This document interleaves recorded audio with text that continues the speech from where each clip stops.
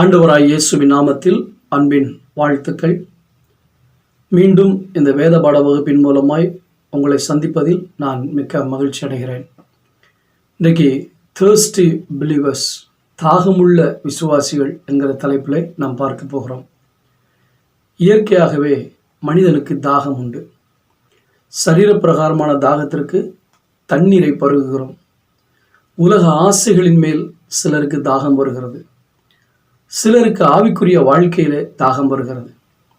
இன்றைக்கி positive negative என்று நான் பேசாமல் பாசிட்டிவான காரியங்களை மட்டும் நான் பேச போகிறேன்.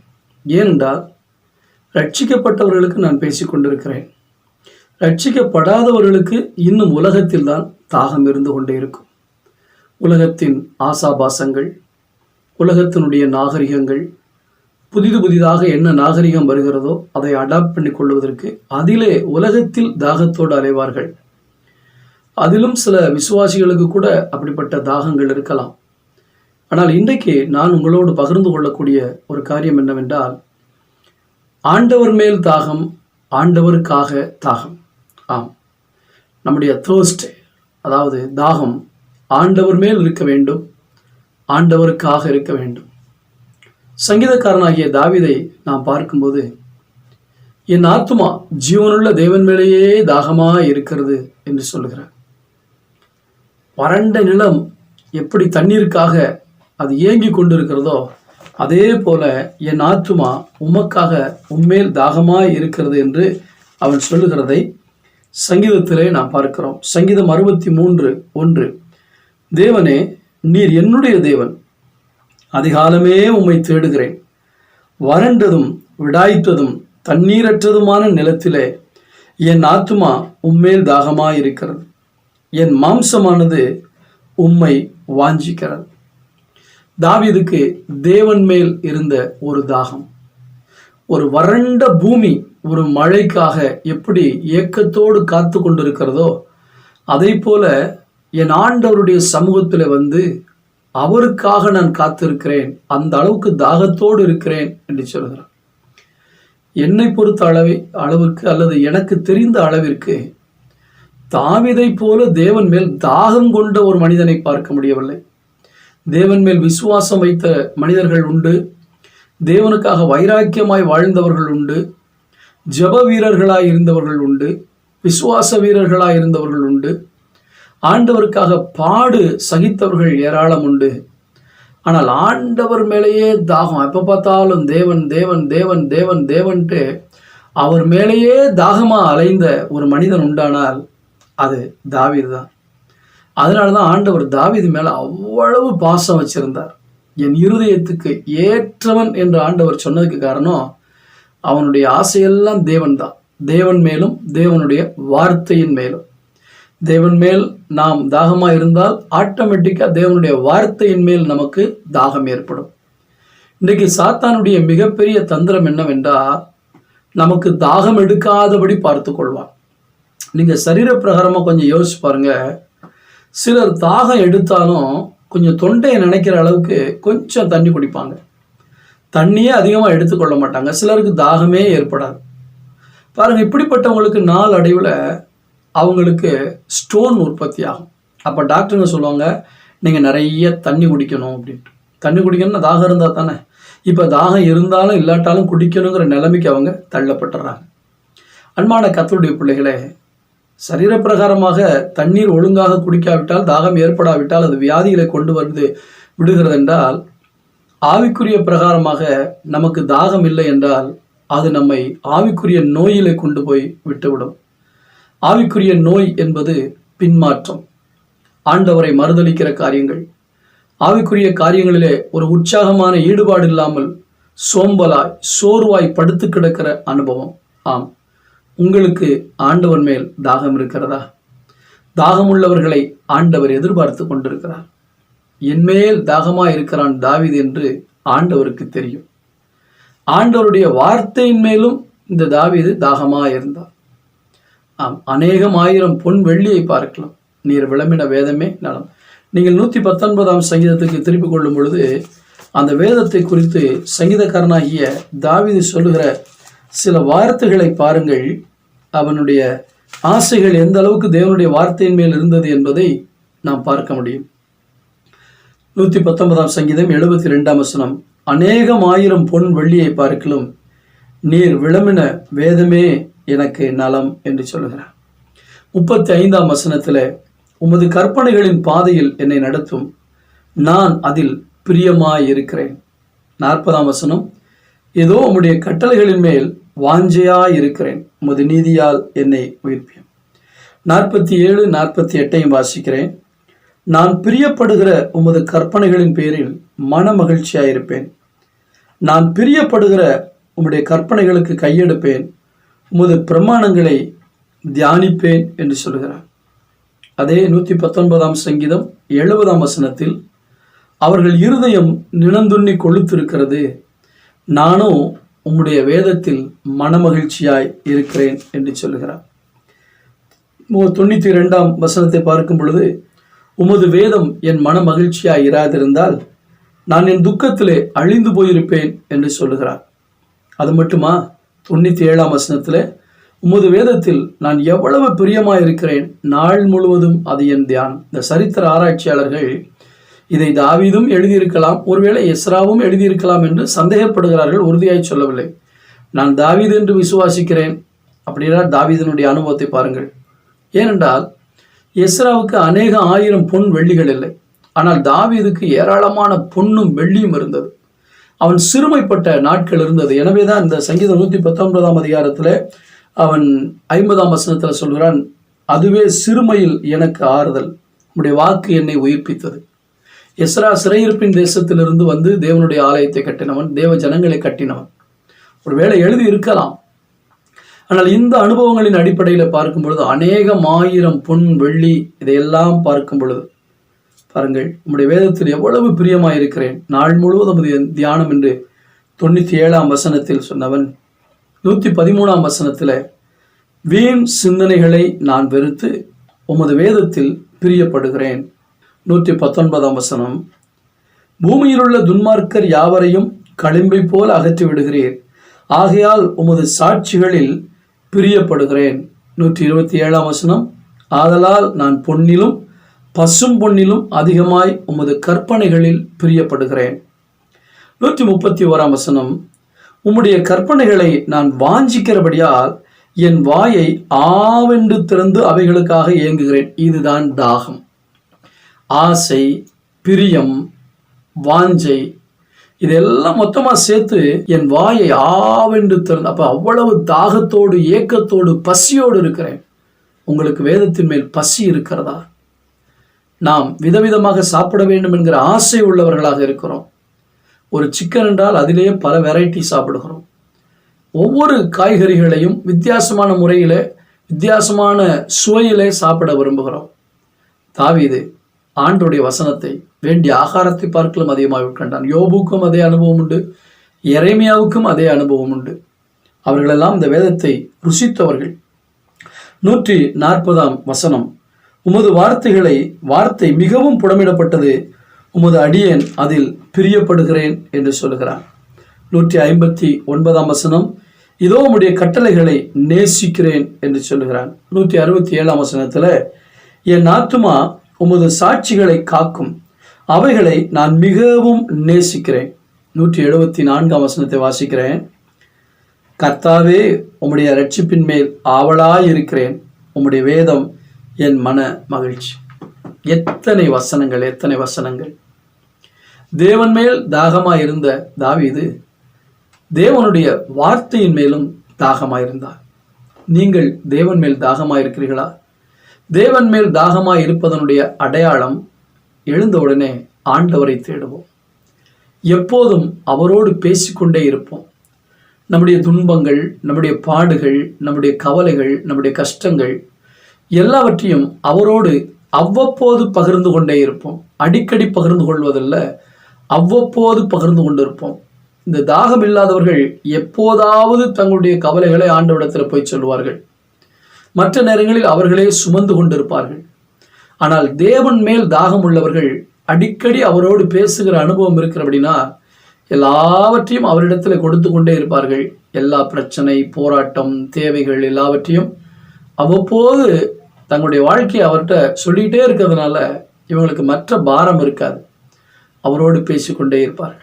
யோசித்து பாருங்கள், உங்களுக்கு மிகவும் பிடித்த நண்பரோடு நீங்கள் ஃபோனில் பேச ஆரம்பித்தால் எவ்வளவு நேரம் பேசுகிறீர்கள்? ஏனென்றால் அவரோடு பேசுவது உங்களுக்கு இனிமையாக இருக்கிறது. ஆண்டவரோடு பேசுவது உங்களுக்கு இனிமையாக இருக்கிறதா? அவரோடு பழகி சமாதானமாயிருங்கள். நான் அவரை தியானிக்கும் தியானம் இனிதாக இருக்கும் என்று சொல்லுகிறார்.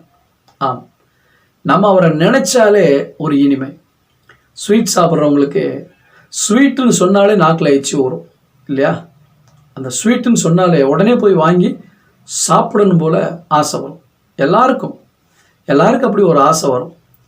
ஆண்டவர்னு சொன்ன உடனே ஒரு பரவசம் நமக்குள்ளே வரணும். இந்த திருடனுக்கு போலீஸ்ன்னு சொன்னால் பயம் வரும். போலீஸ்ன்னு சொன்னால் பயம் வரும். அதே சமயத்தில் எந்த தப்பு பண்ணவனுக்கு போலீஸ் வர்றாங்கன்னா வந்துட்டு போகிறாங்க அப்படின்னு இருப்பாங்க. ஒரு பிள்ளையனுடைய தகப்பன் போலீஸாக இருக்கும் பொழுது ஒரு போலீஸ் வர்றாருன்னா அவங்க அப்பான்னு தெரிஞ்சிருச்சுன்னா வரட்டும், எங்கள் அப்பா தானே, சந்தோஷமாக இருக்கும்.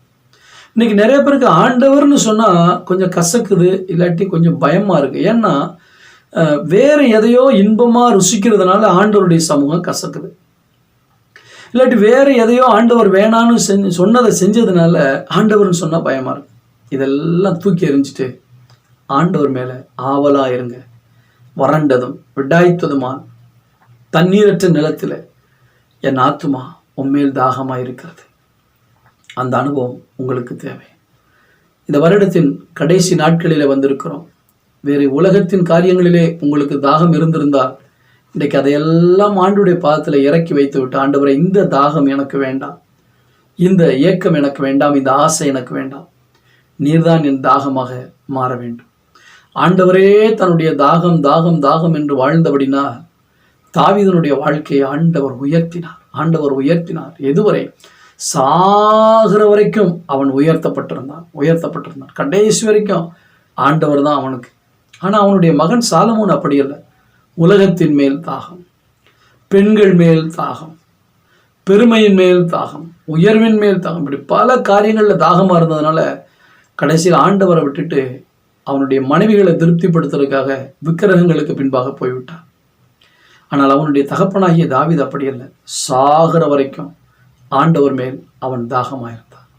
நல்ல முதிர் வயதில் பூரண ஆயுசுல அவன் மரித்தான். அது வரைக்கும் இன்னைக்கு அநேகருடைய வாழ்க்கையில் வாலிப நாட்களில் ஆண்டவர் மேலே ரொம்ப தாகமாக இருப்பாங்க.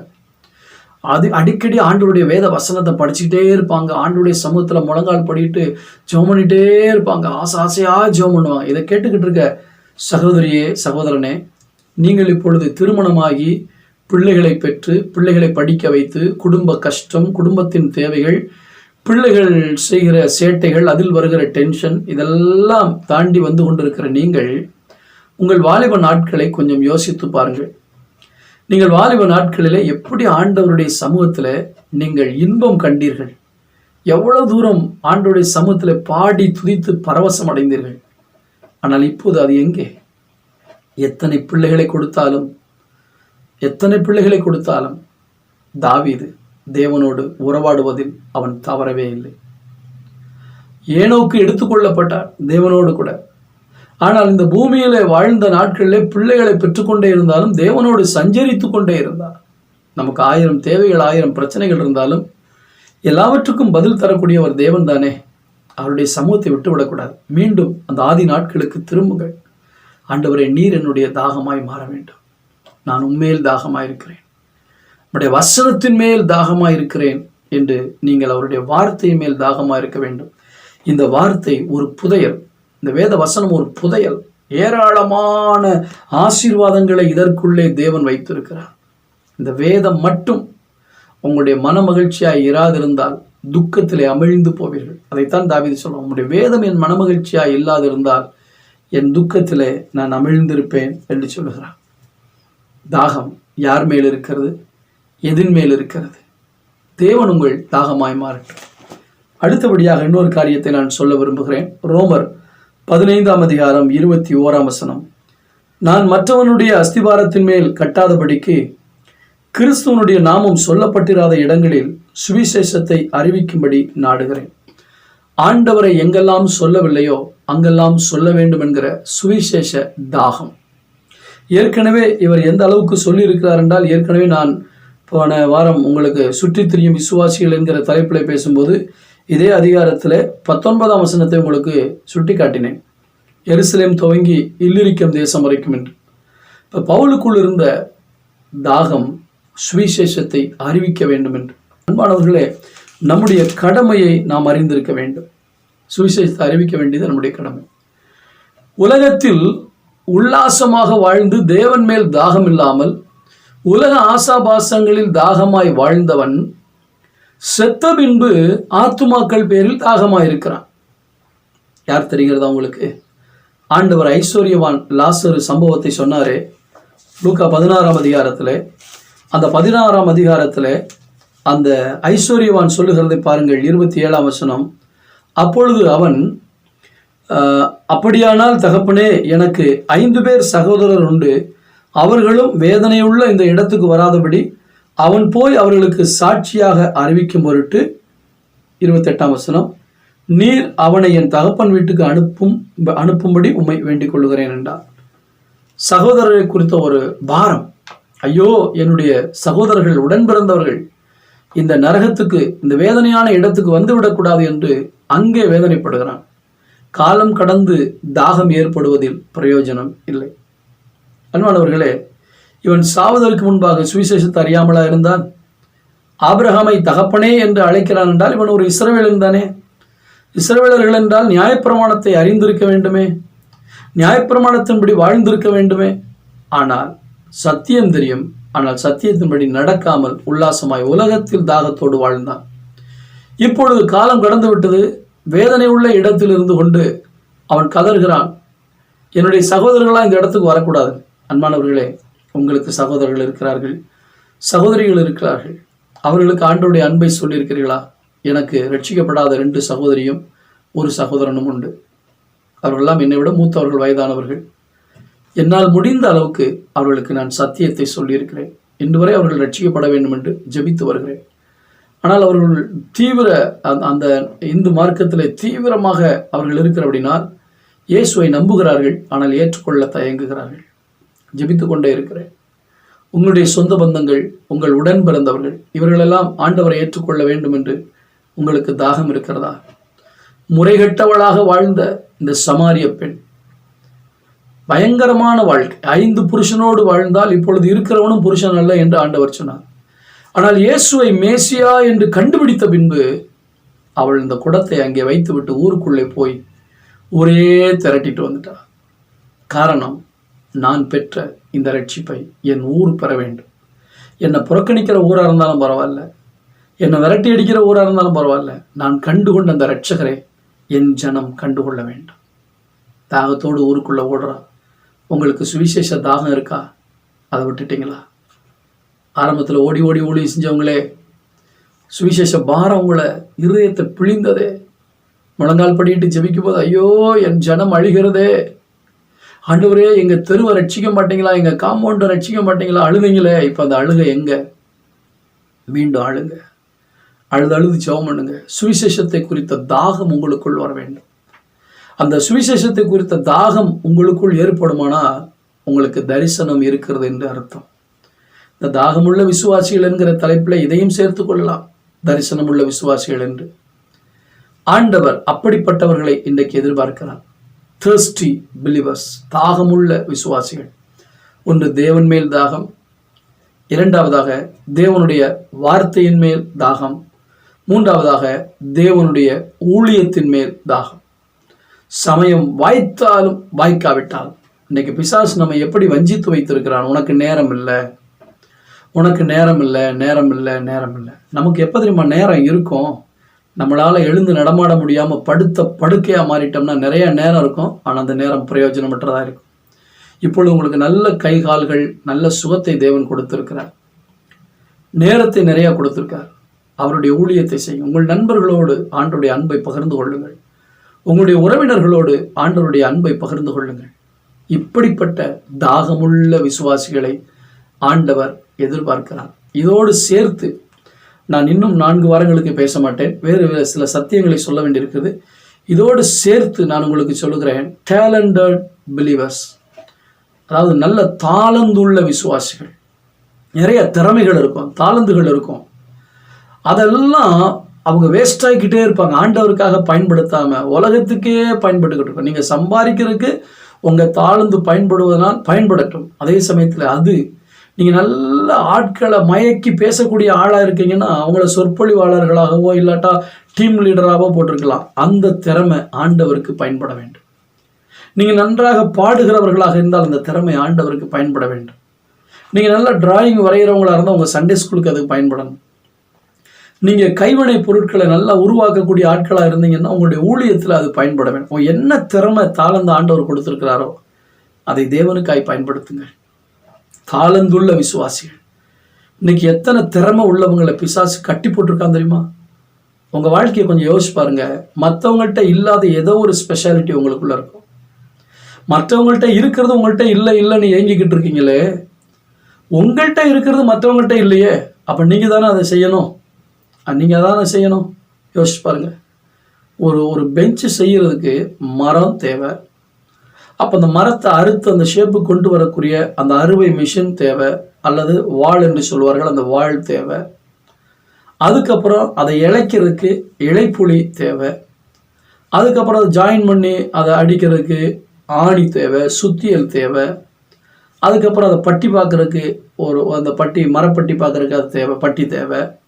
அப்புறம் அந்த எமர்ஷீட் பேப்பரை போட்டு தேய்க்கிறது தேவை. அதுக்கப்புறம் பெயிண்டர்.